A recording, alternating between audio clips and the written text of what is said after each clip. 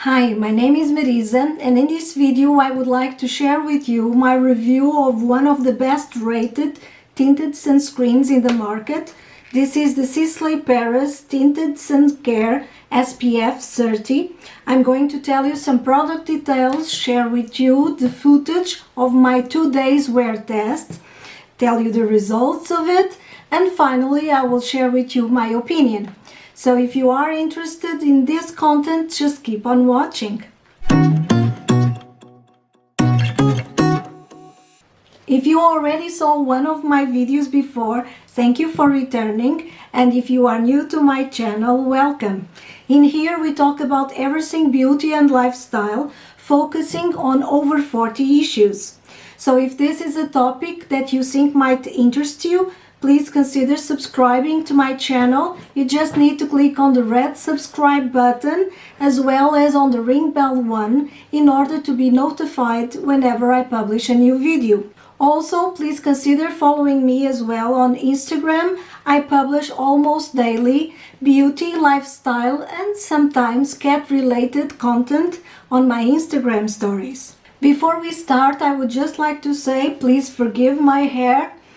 I decided to give him a break and let it dry naturally at room temperature because it has been falling and breaking like leaves from the trees during autumn. It's quite scary.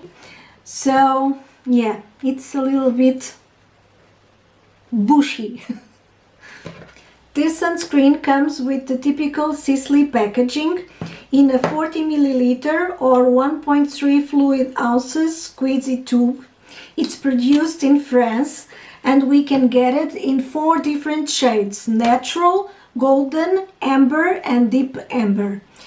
I got mine applied at the moment and I got it in natural, which is the number 1 shade, the lightest one. The sun protection is provided by 100% mineral screen, which is made with zinc oxide and titanium dioxide, but I cannot tell you in which percentage because the full ingredient list is not stated on the Sisley site, neither these percentages, and I only know it from the packaging, but again, it doesn't state in which percentages these 2 minerals are present in the formula. It does include several ingredients which are good to nourish and moisturize the skin, like glycerin, camellia seed oil and shea butter oil, as well as vitamin E acetate, which has anti-free radical properties, as well as edelweiss extract, which protects the cellular DNA from oxidative stress. Unfortunately, it also has what I suspected as soon as I smelled it: sage essential oil and marjoram essential oil. These essential oils supposedly stimulate and soothe.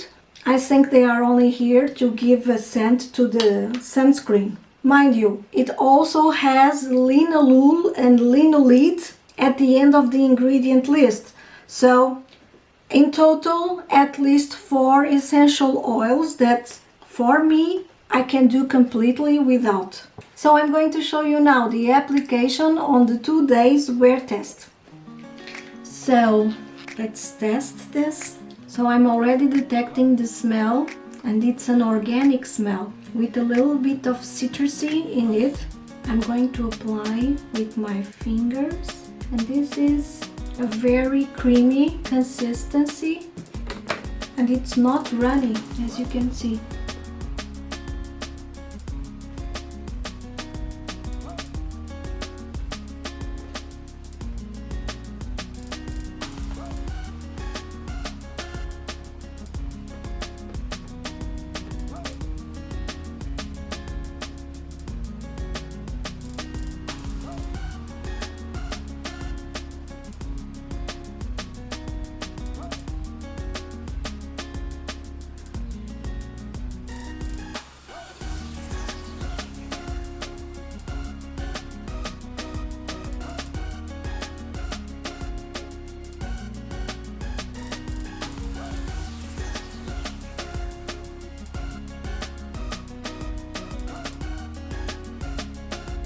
I forgot to say, I have my skin care, but I didn't apply any sunscreen.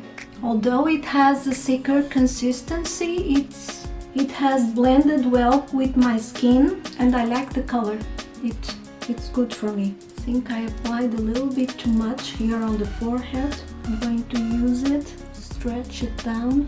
It's going well into the hair.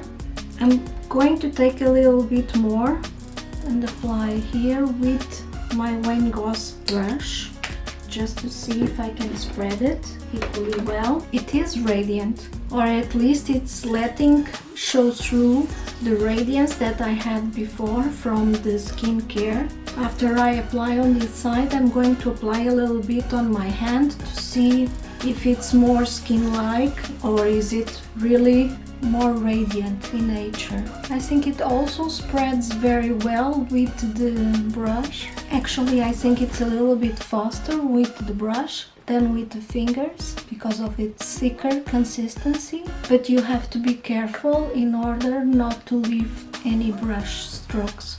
Okay, so far so good. I'm not going to powder it. It's quite late in the day. It's 12:15. So let's see how long does it last without powdering, and I'll be back to show you how it fares. I don't have any footage from the end of day one, but the results were very bad indeed. The sunscreen settled on my wrinkles, settled on my pores, and it got extremely radiant, not to say oily, about 1 hour afterwards. I don't think I had it the entire day. I think about 5-6 hours after application I just removed it. And in the meantime I started to think to myself if I had applied too much, because I did apply like I usually apply a sunscreen with a significant amount. Perhaps I need to apply less quantity, and that was the idea behind the application on day 2. I'm going to place a little bit on my hand for you to see. I'm going to apply it lightly.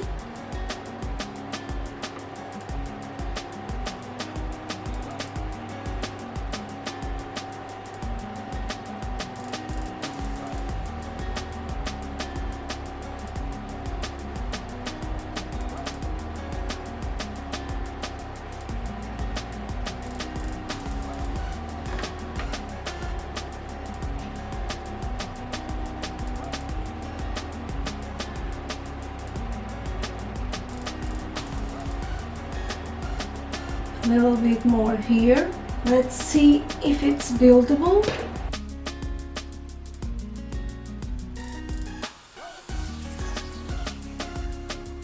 Okay, it's buildable, as you can see. So this is how it's looking today with the lighter application. I still have a little bit on my hand, although I applied it in the entire face and on my chest. I'm going to place the rest of my makeup and I'll be back to tell you how does it wear in my face.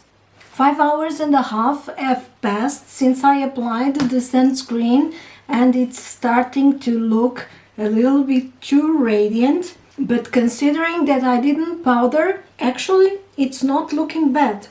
So I'm just going to blot it.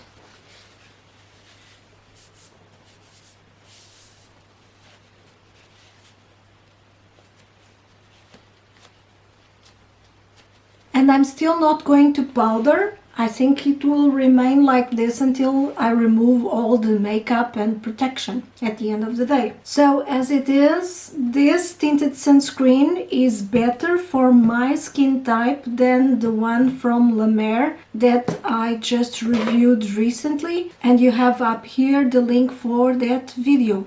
I will place below on the comment section how the skin was looking at the end of the day, close to the 10 hours, but I think it will be okay. So what are my final thoughts regarding this product? Well, I have to tell you that I had great expectations regarding it. First, on account of the price. I was lucky I got it on sales, but anyway, it's still very expensive.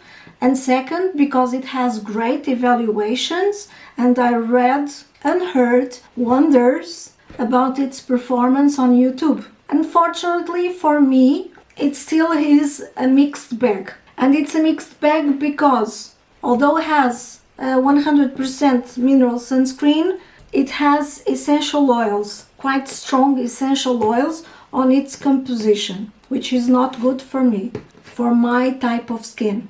And second, we have to renew the application each 2 hours. It's only SPF 30, and as you see by my wear test, I have to apply a very thin layer because it starts to look bad if I place a normal sunscreen amount. That means that I cannot be certain that I have SPF 30 during those 2 hours. So, conclusion, I prefer to apply a full SPF 50 sunscreen with a light foundation on top, and like that I am assured that I have SPF 30 at least until lunchtime. So if you are a Sisley skincare fan and you don't have sensitive or reactive skin, it's a good product. It looks good on the skin if you applied it with a moderate quantity.